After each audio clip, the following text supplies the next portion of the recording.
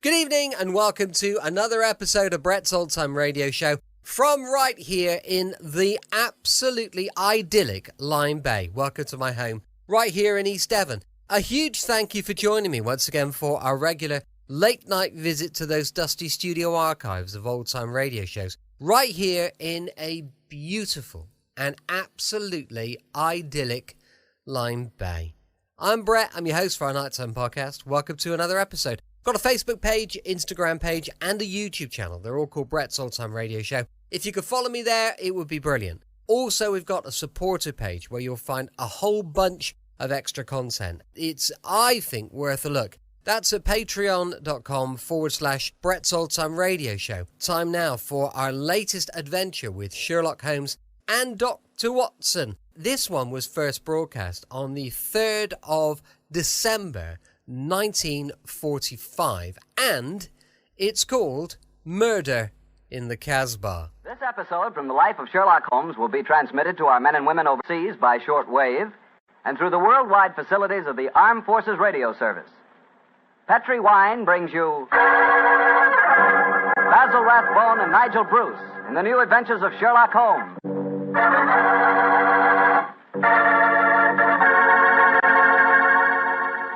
The Petri family, the family that took time to bring you good wine, invite you to listen to Dr. Watson tell us another exciting adventure he shared with his old friend, that master detective, Sherlock Holmes. And as for me, well, I'd like to tell you that a time like right now is the perfect time for a glass of Petri California port. After you've had a good dinner, boy, Petri port is a real topper. That rich, deep red Petri port is really an extraordinary wine. Even its color's different. And as for its flavor, well, it'll take a better man than me to describe that. Petri port is a hearty wine, sure. And every other quality that you look for in a good port, you'll find in Petri port, and then some. Try Petri port by itself, or serve it with fruit, with nuts, or with cake. But share it with your friends, will you? Because you can serve it proudly. After all, it is a Petri wine, and that name Petri is the proudest name in the history of American wines.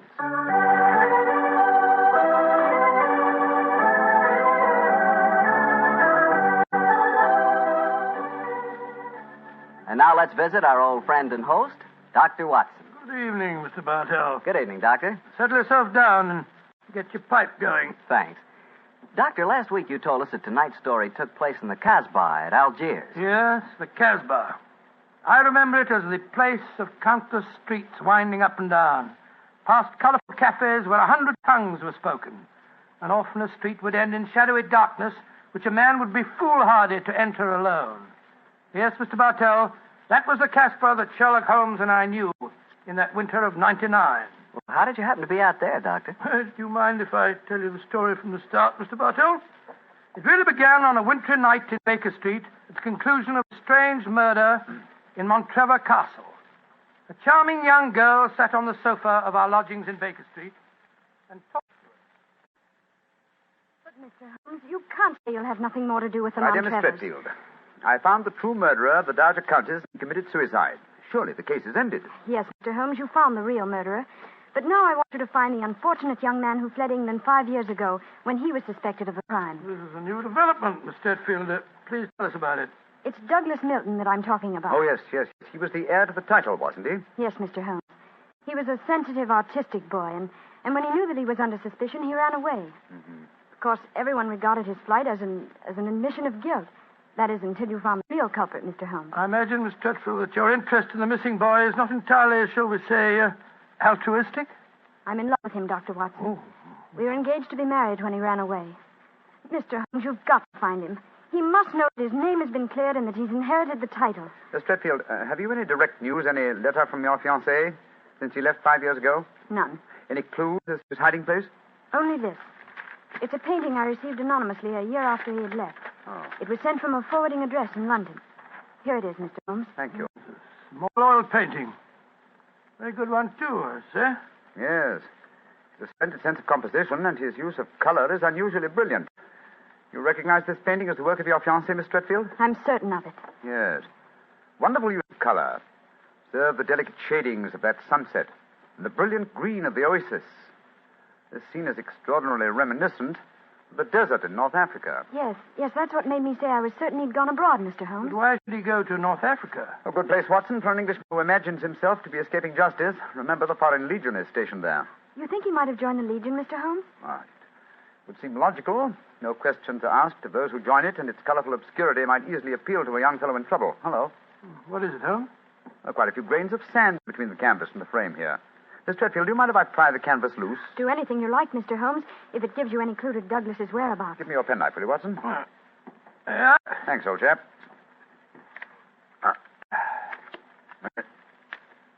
Here we are. Can you see anything? Uh-huh. Look. The word Schlick. An Elafroon. Stamped here. Sheriff is probably the framer's name, and Elafroon is a town some 50 miles from Algiers. That settles it. Miss Tretfield, I accept your case. Watson and I will go to Africa and try to find your fiancé, Douglas Milton.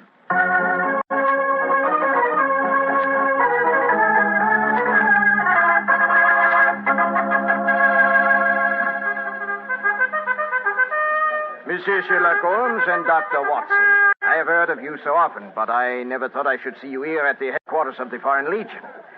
What can I do for you, gentlemen? Well, Colonel Bresson, I'm trying to trace an Englishman who has been missing during the past 4 years. I have reason to believe that he might have joined the Legion. Yeah, I shall look in my records.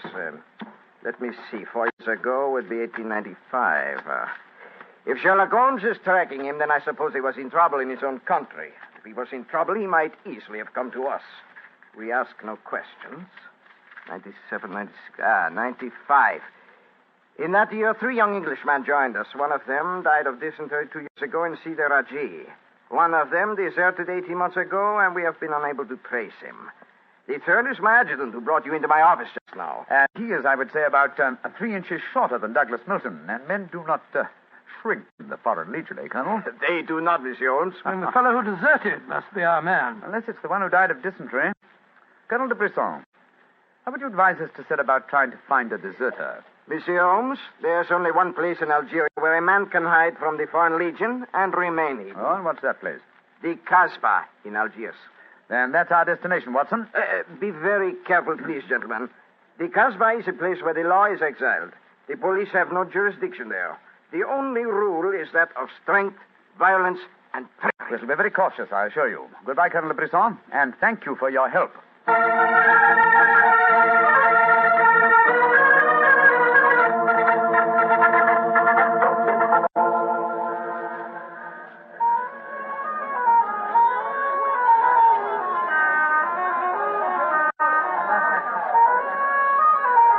Well, I must say that I think Colonel de Brisson rather exaggerated the dangers of the Casbah. I suppose you're going to tell me this cafe is the headquarters for a dope smuggling ring or white slaving or something. Its ramifications are even more extensive than those you've mentioned. You're joking, Holmes. I assure you I'm not, old fellow. What? My old friend Duhamel is chief of police in Algiers. When I told him our mission, he advised me to come here. A 500-franc note, and the proprietor can obtain any and all information regarding the underworld. For as little as 200 francs, you can arrange a murder. So that gives you some idea of the relative values of the Casbah. Good Lord, then you've already spoken to the proprietor? Oh, yes, a charming, scoundrelly fellow by the name of Rafi. I gave him 500 francs and asked him to set his underworld grapevine in motion to see whether an Englishman living in hiding here in the Casbah could be found. And I thought we'd come here for a quiet meal. Here comes Rafi now. Let's hope he has news for us. Here we are, Rafi. Come and sit down, won't you? Rafi works fast, does he not, Mr. Holmes? Your friend is... My friend knows that you're working with me. We'll be found out. A drink first. The tongue of Rafi is parched. Would you have me die of thirst before I give you my news? Vermouth cassis. You have news for me, then? But yes. Good, what is it? First, you will pay me more money, no? But I gave you 500 francs. You said that you'd do the job for that. Can I help it if some tongues are more costly to make wag than others? It took the 500 to get the wag. Am I to have nothing for my own trouble? Ah, good. The gentleman will pay for it. There you are. Missy. I will drink to your health, gentlemen, both of you. You will pay me more money, no? But my friend's already given you 500. You should stick to your bargain, my good fellow. My information is a bargain at 750 francs. It would be a bargain at 1,000, but Rafi will let you have it for 750 because he likes you. I see. You will give it to me, no? And if I refuse? Then you get no information, and perhaps I spread news in the Casbah that makes it uncomfortable for you gentlemen to be there. Great Scott, this is blackmail. I get the money, no? You're a scoundrel, Rafi. Of course I'm a scoundrel. Here's your money. And information? There is an Englishman hiding here in the Casbah. I do not know his name, but he is tall and fair-haired. I cannot tell you where he lives, but if you go to the Cafe of 1,000 Sighs, you will find a girl who sings there. A girl who sings like a nightingale. Her name is Aisha, and she can lead you to your Englishman. A girl named Aisha. In the Cafe of 1,000 Sighs. That is right. I would suggest that you go there in disguise. Two well-dressed Englishmen might find themselves in trouble.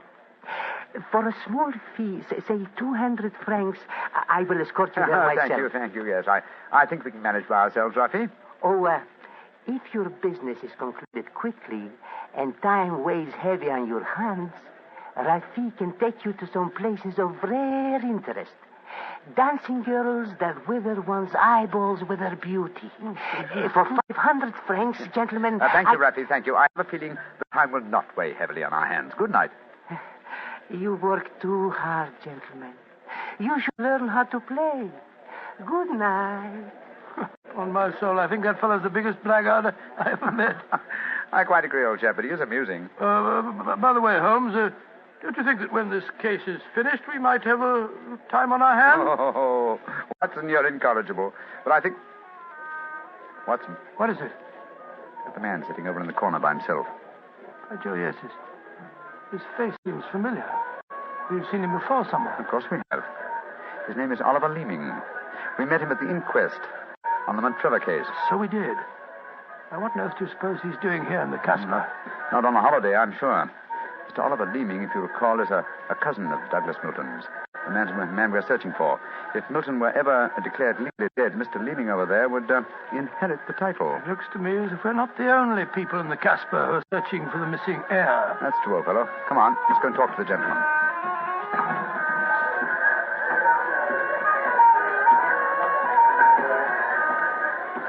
Mr. Oliver Leeming, how very odd to meet you here. Well. Sherlock Holmes and Dr. Watson, won't you sit down? Thank you. Well, it's a small place, isn't it? Or has somebody said that before? I wondered if you'd spot me over here in the corner. Oh, you so said. Of course. You seem to be in such deep conversation with that scoundrel Rafi. I didn't like to disturb you. Very considerate of you, I'm sure. Why are you here, Mr. Leeming? Oh, I'm making a business trip. This is my day off. As I recall it, you're in the publishing business. Correct. What a memory you have. It seems peculiar that you should be on a business trip here. Are you planning on opening a publishing house in Algiers, or are you searching the Casbah for new authors? Why not? I'm a great believer in encouraging new talent. Mr. Leeming, why don't you admit that you're here for the express purpose of trying to find your cousin, Douglas Milton? Mr. Holmes, you've discovered my secret. The great Sherlock Holmes and his watchdog have their eager eyes on me. They know that I succeed to the title if Douglas Milton dies. Yes, Mr. Leeming, we know that fact. And you have fathomed my plan to find Douglas before me and kill him so that I may inherit the title. How lucky I am to meet you in the Casbah, where you cannot arrest me. Well, it's a race against time, gentlemen, but I have a head start, as you will soon find out. Goodbye, and the best of luck to you. Extraordinary fellow. He's joking, of course. I believe not, Watson. I think he labors under the whimsical belief that the best method of discounting the truth is to state it as boldly so that it will not be believed. Great Scott, then we must work fast. Yes, old chap, we must. I'm sure that we're entrants in a race against death. We must get back to the hotel and into our disguises as quickly as possible. After that, we shall visit a young lady named Aisha in the Cafe of 1,000 Sighs. And I'm certain, Watson, that it will be the first time two men have ever entered the Casbah for the express purpose of preventing a murder.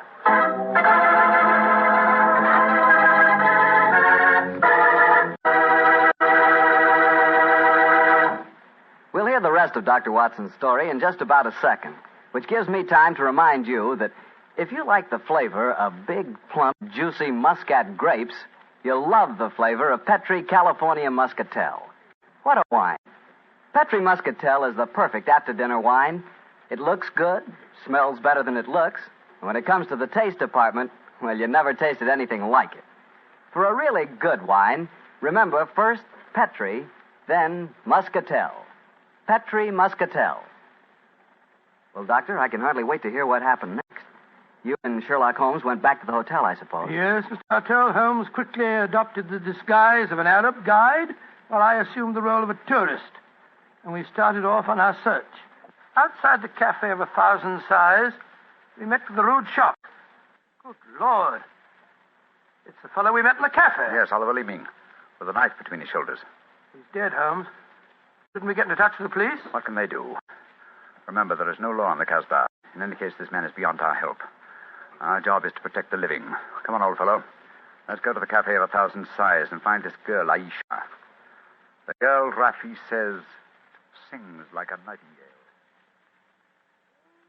Comme un oiseau qui chante, je l'appelle ma petite bourgeoise, ma tonquiki, ma tonquiki, ma tonquinoise. Il y en a d'autres qui me font le doux yeux, mais c'est elle que j'aime le mieux.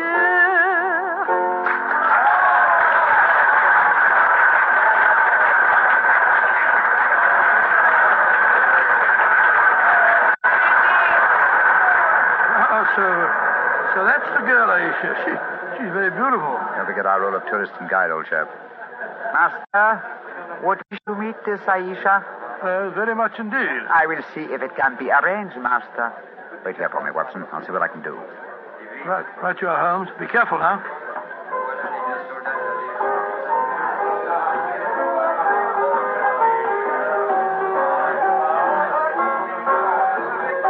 Mademoiselle Aisha? What you want, greasy one? There is an Englishman at the table over there. He wishes to talk to Aisha. Which one is he? The man who sits at the table in the corner. He is very rich, Aisha, and he admires you a great deal. He told me to give you this 500-franc note. So? Very well. You may bring him to my rooms. The door is at top of stairway, to the right. Good, Aisha. I fetch him. I shall be waiting.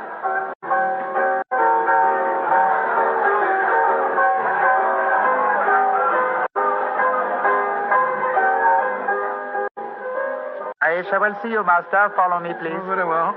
I hope you know that you're going to handle this, Holmes. Don't worry, Watson. In this case, I think honesty will be the best policy. Well, I'm not so sure. This place is a thieves' kitchen if ever I saw one.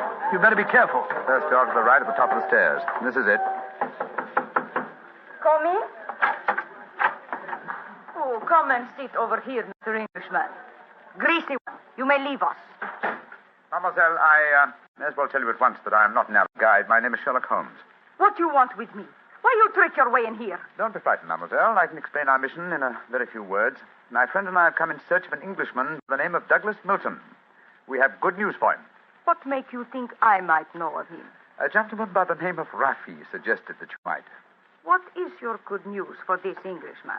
That he has been cleared of suspicion of murder and that he is the rightful Earl of Montrevor. That means when he knows this, he will leave the Casbah and return to his country? Naturally, madame. I do not know this man. I have never heard of him. Here is your 500 francs. Goodbye. Not so fast, Aisha, mon petit chou. I've been listening from behind these curtains. Gentlemen, allow me to introduce myself. My name is Douglas Milton. Douglas Milton, we found you at last. It gives me infinite pleasure to have succeeded in my mission. How do you do, sir? This is very exciting. Yes, I think the occasion calls for a drink.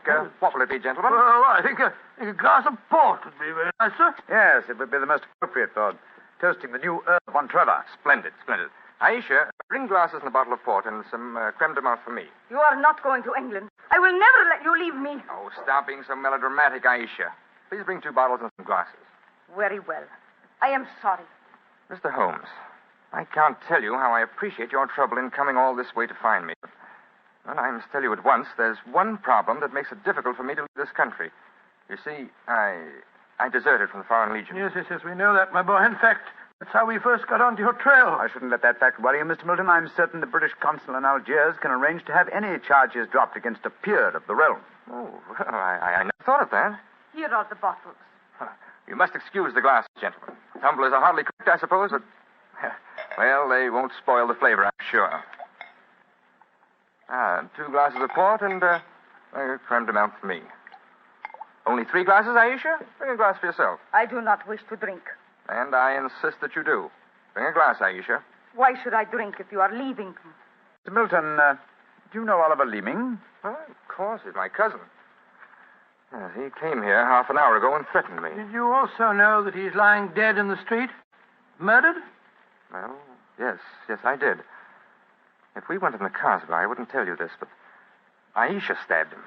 She followed him when he left here. He killed him and then slipped back just in time to sing a song a few moments ago. Oh, you needn't look so shocked, Dr. Watson. Life is cheap in the Casbah, and Aisha is a girl of violent passions. Come on, let's drink. A toast to the new Earl of Montrevor. Oh, excuse me, sir. You took the wrong glass. You were drinking my port. Oh, silly mistake. I can't bear port. Very English of me, I'm afraid, but, well, after all these years, I don't feel particularly English. In fact, I'll probably find it very hard to adjust myself to the old life when I go back. Or perhaps I should say, if I go back. Since you feel that way about it, Mr. Milton, why go? You can claim the title and the revenues of the estate without leaving Algeria. You could stay here and live on the income. I didn't realize that would be possible. You sure I could do that? Oh, yes, I'm quite certain of it. But if you doubt my word, I suggest we all adjourn to the British consulate in Algiers. They can put you straight on the matter. That's a good idea. Let's go over there at once. Now I have been listening to you, my friend. You are planning to leave me. Once you go from the Casbah, I shall never see you again. Put down that knife, Aisha. I will not let you go. You belong to me. If you try to leave me now, I will kill you. Put down that knife, Aisha. You've done enough damage for one night. Why you? Put it down, you fool. Put it down. Let me go. Let me go. She twisted the knife on herself as she fell. Holmes, help me turn her over. She's dead, Mr. Milton.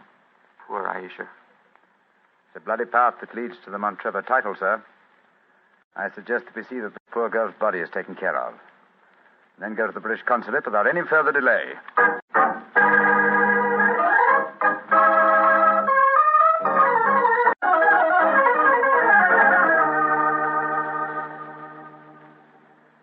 Now that we're at the consulate, Mr. Milton, I suggest that you swear on oath that you are Douglas Milton, heir to the Montrevor estate. This gentleman is a commissioner of oaths, and we can go in and see the consul. Very well. Now, raise your right hand, please, and repeat after me. I hereby solemnly swear that I am Douglas Milton, the missing heir to the Montrevor estate. I hereby swear that I am Douglas Milton, missing heir to the Montrevor estate. Thank you, sir. And now, if you'll sign the statement here, these gentlemen can witness it. There you are. Thank you, sir. And now, if you gentlemen will sign. Yes, certainly. Thank you, gentlemen. The document is now legal. Splendid. Now, let's go over and see the consul. Not yet, my friend. Watson, this man is not Douglas Milton. What the devil are you talking about? There is no law in the Casbah, sir, so you cannot be punished for the 2 murders you committed there. But now that your avarice has tempted you here to Algiers, where you've been foolish enough to sign a false statement, I think we can at least settle you very nicely for desertion, false impersonation, forgery, and perjury. What do you mean? The story should be obvious, old fellow. Oliver Leeming did track down the deserter. Recognition was uncertain after so many years, but at least it gave this gentleman the idea of impersonating the real Douglas Milton, a friend of his. You have a lively imagination, Mr. Holmes. The real Douglas Milton died of dysentery 2 years ago in Sidi El Reich.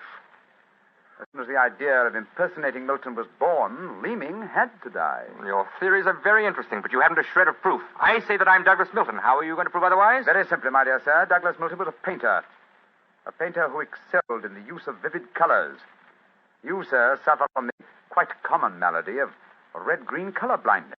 Less than an hour ago, you mistook a glass of port, which is red, for a glass of creme de menthe, which is green. I knew at once that you were an imposter. You're cleverer than I thought you were, Holmes. Goodbye. Here, come back. No, Watson. Don't go after him. But we can't let him escape, Holmes. Don't worry, old chap. He won't escape. I sent a message to Colonel DeBlanc. If you go to the window, I think you'll find that the consulate is being watched. The Legion has a long memory for desertion. I don't think he'll get very far. They got him, Holmes. Shot him as he was trying to run away. A just death for him. Lived a life of violence and treachery, Watson. It's only fitting that he should die in the same manner.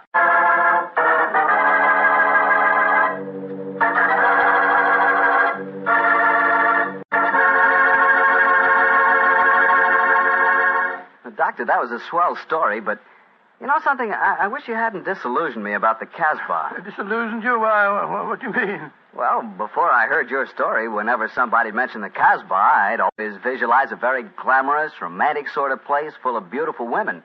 Every one of them a ringer for Hedy Lamarr. No. Yep. And I could just see myself, handsome, dashing, going up to one of those beautiful girls and whispering in my fine French accent, "Darling, you are sensational. You are lovely, gorgeous.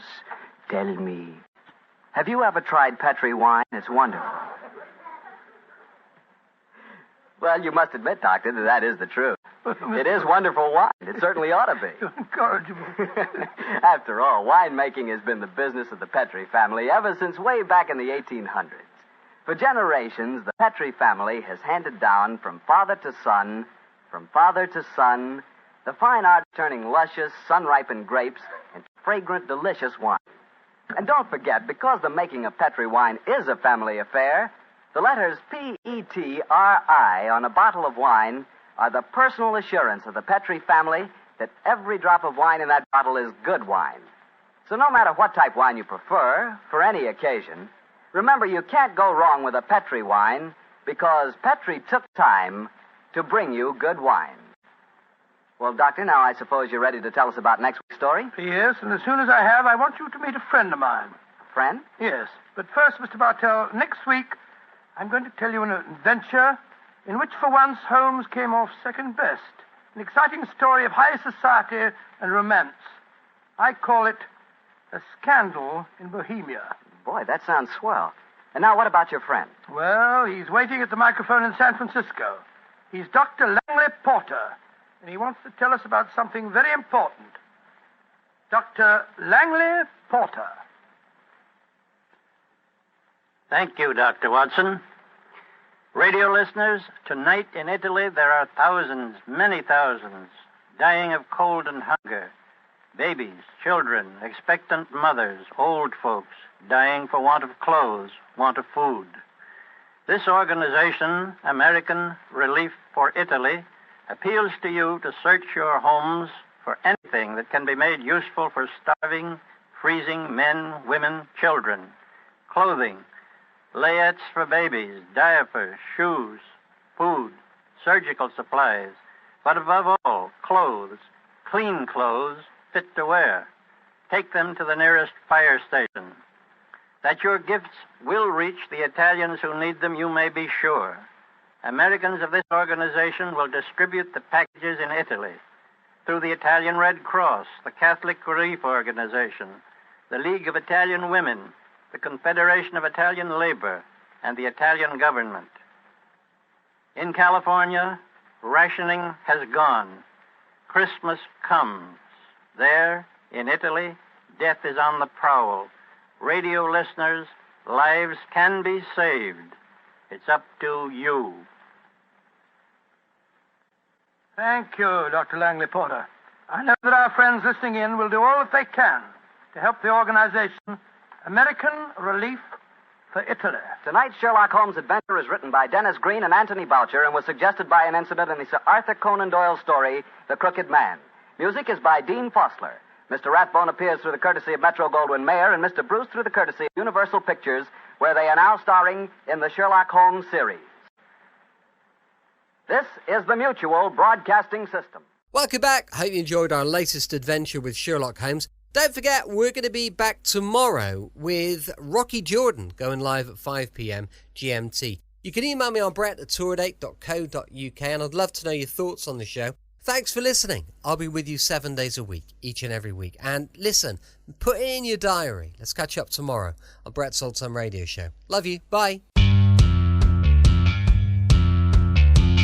Hello, I'm Tony, and I've hosted loads of different podcasts, worked on TV, on the radio, on stage, and been in the business for over 30 years. So now you can hear me on the Jumbo Podcast every Monday, Wednesday, and Friday with guests and loads of different features. We talk about everything. I've gone grey, I'm a little bit grumpy, so why don't you join me, Tony, and the Jumbo Podcast family on Apple, Google, Spotify, or your favourite podcast outlet.